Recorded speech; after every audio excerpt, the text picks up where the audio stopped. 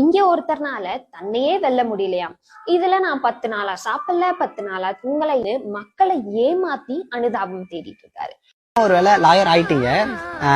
Next பாத்தீங்கன்னா ஒரு 2 client பாத்தீங்கன்னா உங்கள்ட்ட வராங்க.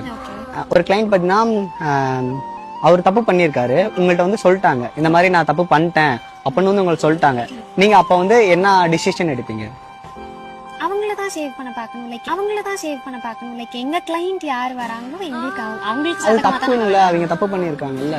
அட்வொகேட் ப்ரொஃபஷனை பொறுத்த வரைக்கும் எங்களை நம்பி வரவங்கள தான் நாங்க காப்பாத்தணுமே தவிர அவர் தப்பு பண்ணவரா. நீங்க சொல்றது எனக்கு வேற மாதிரி தோணுது. உங்க கிளைண்ட்டை நீங்க காப்பாத்தணும் அப்படின்னா அவங்க தப்பு பண்ணி உங்கள்ட்ட எவ்வளவு வேணா பணம் கொடுத்தாலும் அப்ப யாரு என்ன வேணா தப்பு பண்ணிக்கலாமா?